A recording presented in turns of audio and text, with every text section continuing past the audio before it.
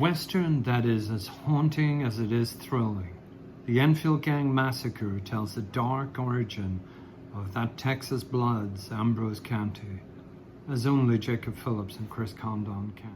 Hey guys, it's Colin with Ghost Train Comics, and today we're going to be looking at this beauty, the Enfield Gang Massacre by Chris Condon and Jacob Phillips. Well, this covers issues 1 to 6 of the Image Comics series that ties in with that Texas Blood. This is an amazing book on a lot of different levels. Whilst it does serve well as a standalone story of the showdown between a notorious gang of outlaws and an equally shady bunch of lawmen. But when the prequel angle to that Texas Blood series is added in, it becomes something of a true masterpiece.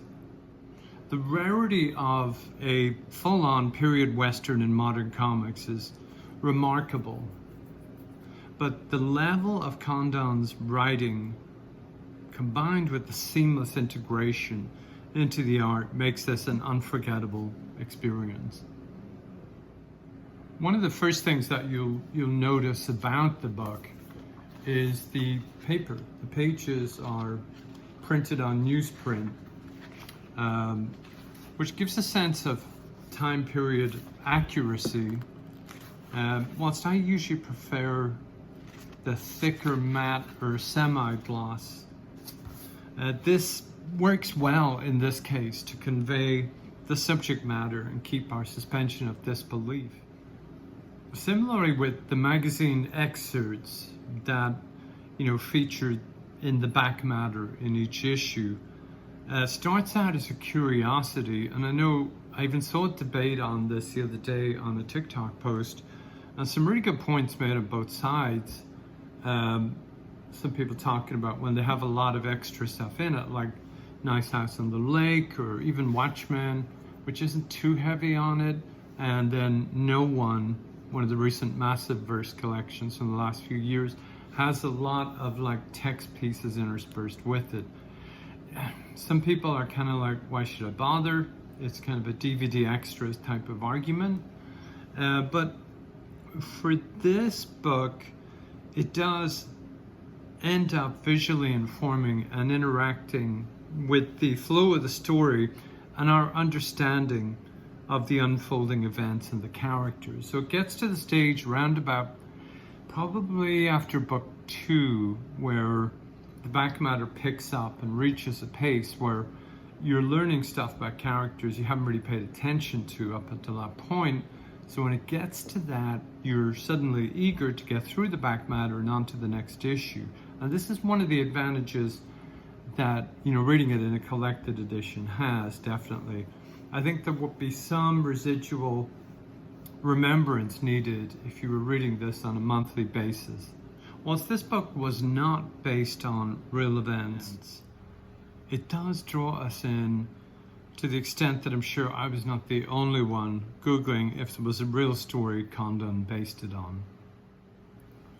The mixture of the outlaw myth from the historical setting of 1875 through the secondary retail point of the Wild West show Chintz of 1906, and the presence of real life people with positive aspects and flaws as well is a very strong mix.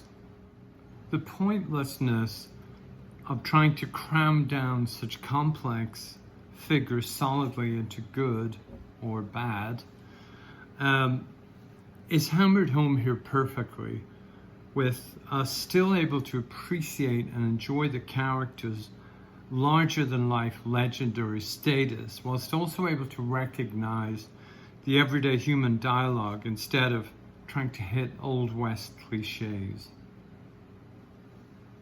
This comes across particularly well in one part of issue 6, where Condon uses the classic device from Ambrose Bierce's famous short story, An Occurrence at Owl Creek Bridge, The startling snap back to reality here, and I'm not going to give any spoilers by saying exactly what happens, but when you see it, you'll be familiar with it, even if you haven't read An Occurrence at Owl Creek Bridge. But it is a kind of a convention that he was the first recorded one to have used in such an effective fashion in modern literature, and it's been in a number of movies and books ever since. It was a particularly powerful moment with Amy's reaction to events being so true to life, and how any of us been thrust into this, you know, shocking and horrifying situation that she found herself in, would have reacted in a very similar way. Jacob Phillips' art and mood setting here, along with the huge and splashy sound effects, the loose panel grids, and the storybook illustration style full pages of multiple time frames or events, is particularly effective at, again, keeping us in that time frame, in that time period, and keeping us right close and tight beside these characters that we really become invested in through the 6 issues, through the back matter, through the paper feel, and through them keeping it loose and easy, keeping them real, keeping the pace moving, while still giving it enough time to breathe throughout. Pip Martin is listed as color assisting, and whilst Jacob Phillips does the bulk of the art here, Michael Tivey, designer for the regular trade paperback, he did confirm online with me that he did contribute a couple of illustrations, but just for promo material.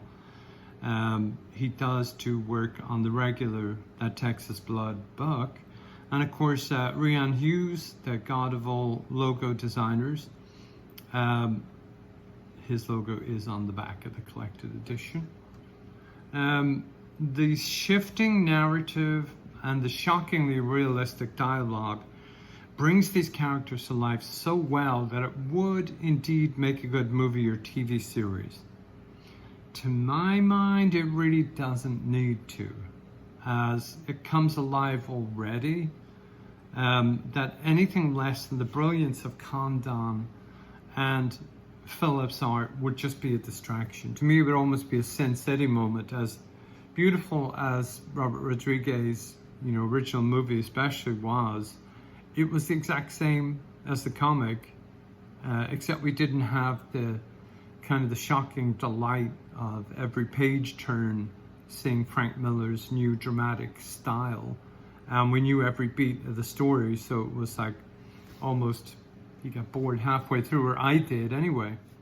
It's incredibly exciting to see a period Western work so well, and gives hope that the currently diversified market will continue to expand out in healthy non-superhero and diverse character directions. And me, for one, I would fully support a prequel to this prequel. So prequel squared, maybe.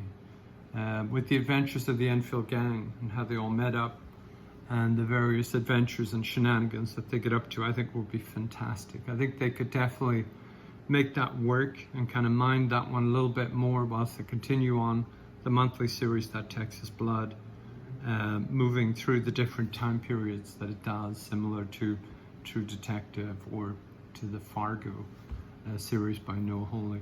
But guys, that is my review. Let me know what you guys think, if you've read it, if it's on your TBR list or your wish list. And certainly we would love a subscribe so you can keep up with everything we've got coming up, and you can let us know how we're doing and your thoughts and everything. But until next time, thanks for everything. Thanks for watching, and see you soon.